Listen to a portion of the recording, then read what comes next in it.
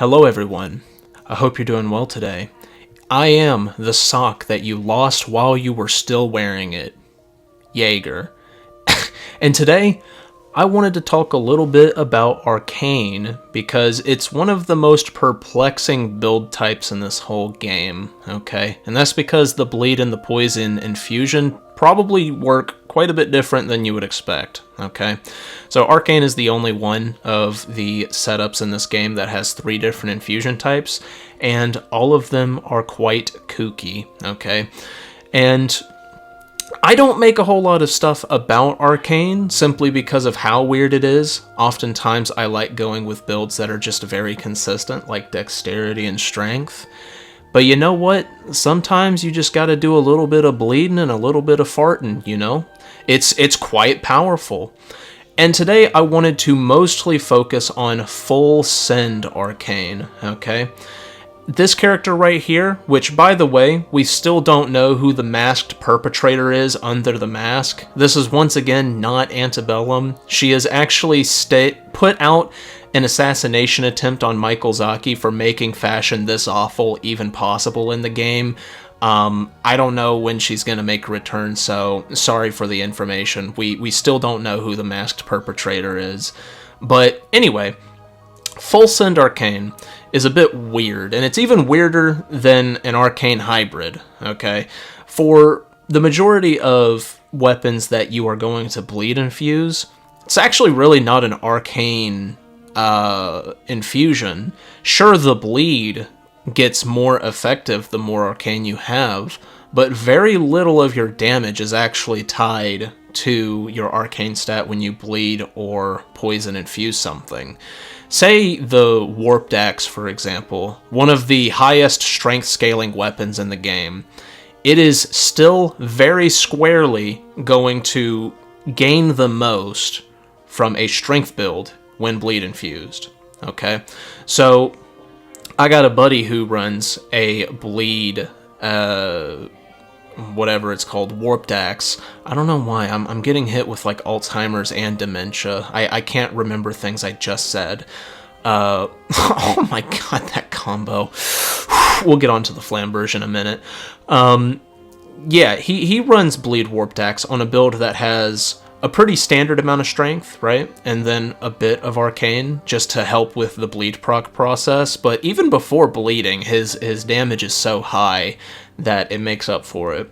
So if you plan on bleed infusing weapons, especially ones that do not have innate bleed, oftentimes it is going to be strength, dex, or quality that the majority of your upfront damage will be coming from. Where things get weird is when you actually just occult infuse something, or you're looking at a weapon that has innate bleed or poison. For the most part, innate bleed, because there's only one infusible weapon that does poison just by itself, and that's the Poison Fang.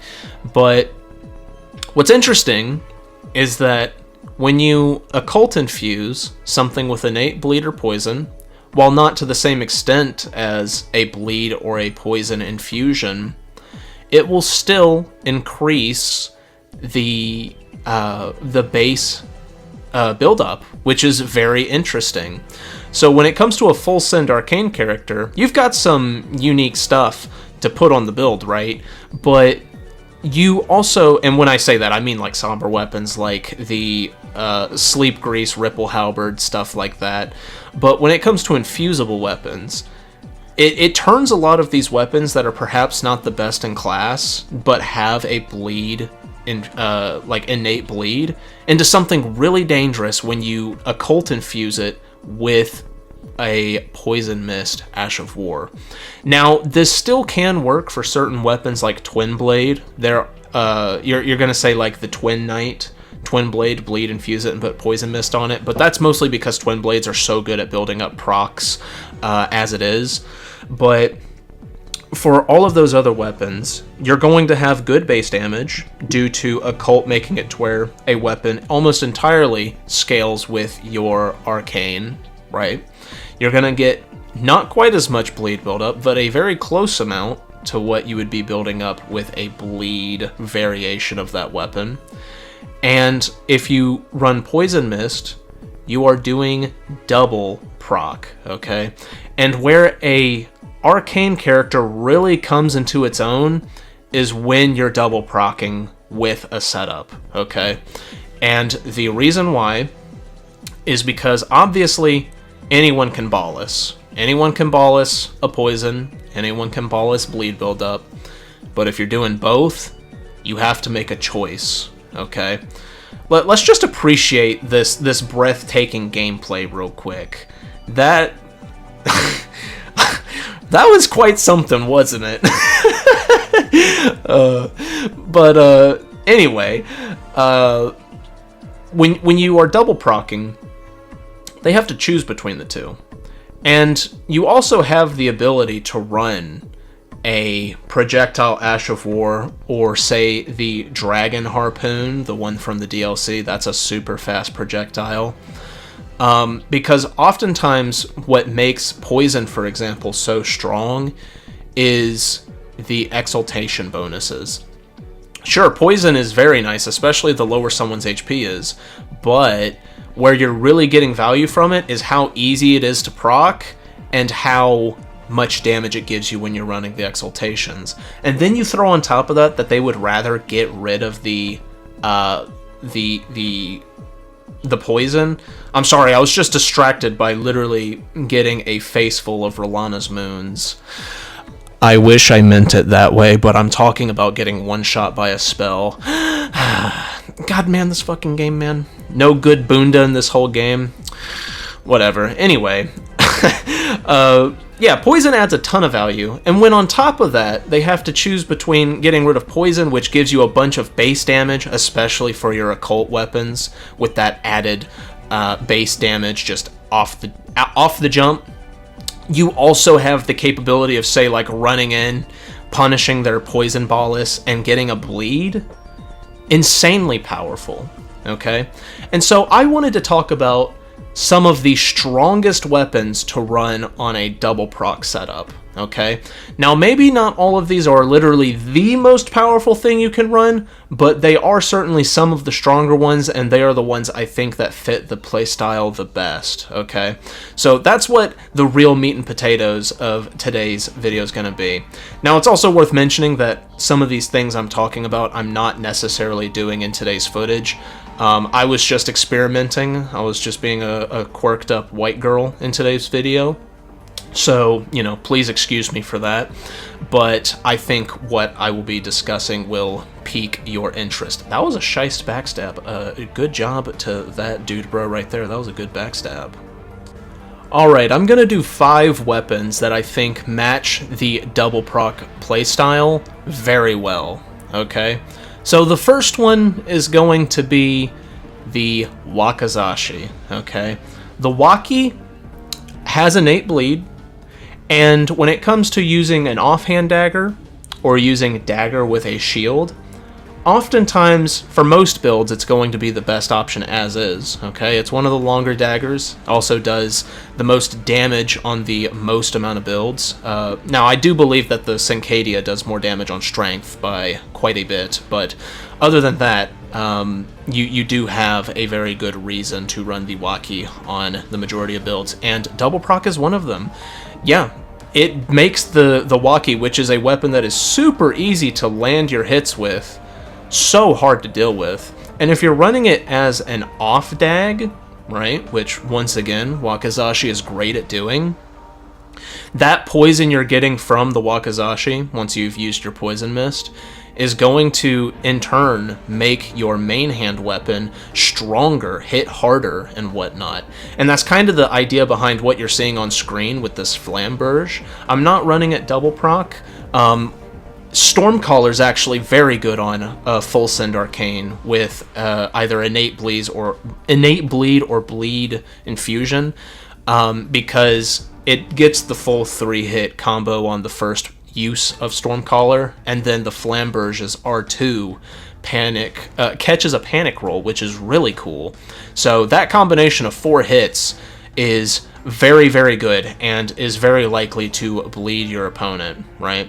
But anyway, yeah, if you're not running double proc on the main weapon, Wakizashi is a great option for the offhand. And the thing is as well is that people cannot mash on an offhand Waki with that much impunity at all, because the Wakizashi's damage is not that important, so I have bleed infused it to get a better proc.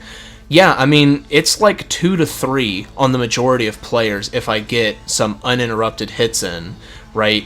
So what's normally the only issue with an off dag, which is its poise damage, which based on your setup is not an actual problem, but I digress.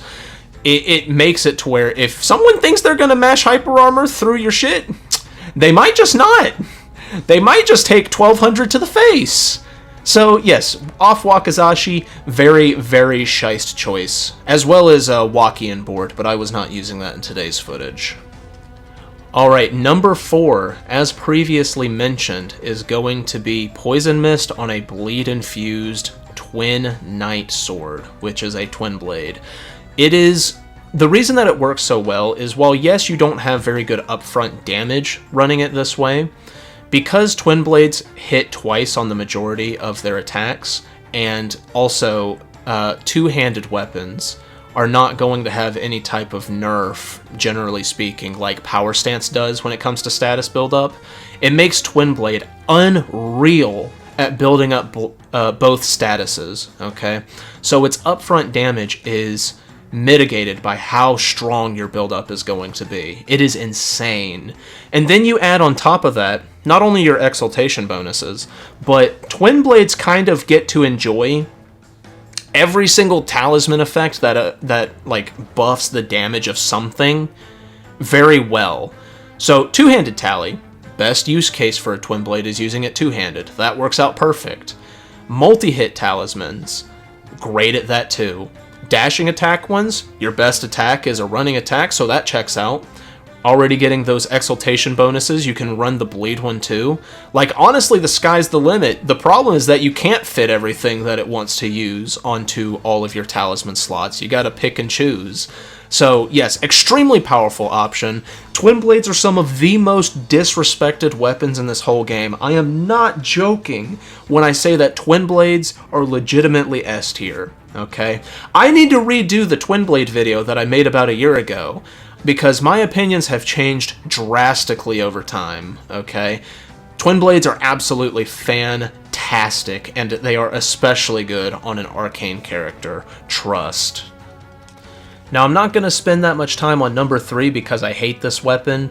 Antspur, if you run bleed infusion with poison mist, you are building up 3 whole statuses, and it's a thrusting sword, and thrusting swords are very close to the best weapons in the game.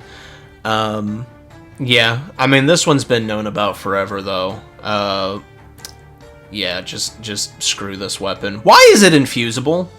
Why is the Antspur infusible? Someone please tell me that. Whatever, bro.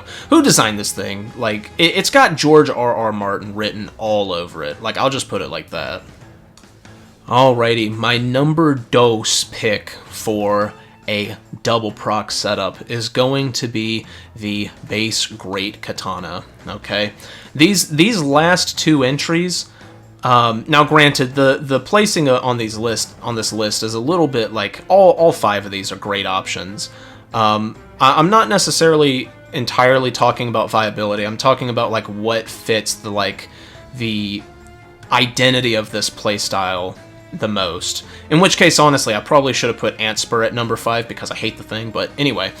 Great Katana has innate bleed, and it is a very long weapon, so it is very good at landing the poison mist just as an attack. It's very good at that, as well as having such a good running attack as to be able to punish pretty much any bolus eating that your opponent is thinking of doing. When they go to eat their Burger King, you can just literally slap it straight out their hand and hit them with the high cholesterol, right? Like, it's crazy how free the running attack is to go for on the majority of players. And last but not least, we are going to talk about the weapon I think is both a combination of being strong as well as matching this playstyle the best. And that is a Poison Mist Grave Scythe. Okay, so scythes have come such a long way since the early days, okay? And in my opinion, in their current state, Reapers are some of the coolest and like most well fleshed out weapons in the entire game, okay? And so there's many aspects as to why. One, the moveset, generally speaking, is fast enough now to where you can realistically hit a ton of attacks in the moveset. Sorry, I'm stuttering like that one pig. I don't remember his name anyway. Your standing R1s are frame 15. That's very fast. That's 1 frame slower than curved swords or thrusting swords, for example, as well as giving you a sort of modified super armor. I'll get into that in a minute. That's part of the reason that Reapers are so well designed. As well as the hit stun being high enough to deny the mass majority of weapons from being able to mash through your R1. So if you block cancel R1s, if someone tries mashing through it, they have to have absurdly fast hyper armor to get through it, okay? Then you also have your running attacks. One is easier to strafe but has more forward momentum. The other one has less so, but it's a horizontal hit, so it's more realistic to land on somebody if they're trying to strafe you. You have your crouch attack. Your crouch attack is technically a frame faster than the standing R1, but due to like how wide of an angle it is a little bit more telegraphed at times, at least in my opinion. Yeah, and then when you throw on top of that the unique super armor that Reapers have when two-handed, they really show themselves to be some of the coolest weapons in the game. Rather than having hyper armor, which, due to number reasons, forces you to run heavier armor to get the most out of hyper armor, because, I mean, look at our character right now. Like, this is the ascended version of the beta male. This is the pinecone male, okay? The infected pineco, alright? Like, truly disgusting what we're looking at here. The thing about the Reapers when two-handed is that they just ignore certain levels of stun in what would normally be the hyper armor frames of different weapons. So, for the mass majority of your attacks, you will, at some points in your attacks, ignore level 8 and level 1 hit stun, right? Which is mostly stuff like daggers, straight swords, katanas, stuff like that. Meaning it's completely independent of your poise damages. Anyway, enough yapping about Reapers. They're awesome. The Grave Scythe matches the playstyle perfectly. And I recommend all of you guys give double proc a try. It is ridiculous how strong it is. And with that being said, go ahead and do all the YouTube stuff, like and subscribe to help me become homeless. Peace out, brothers.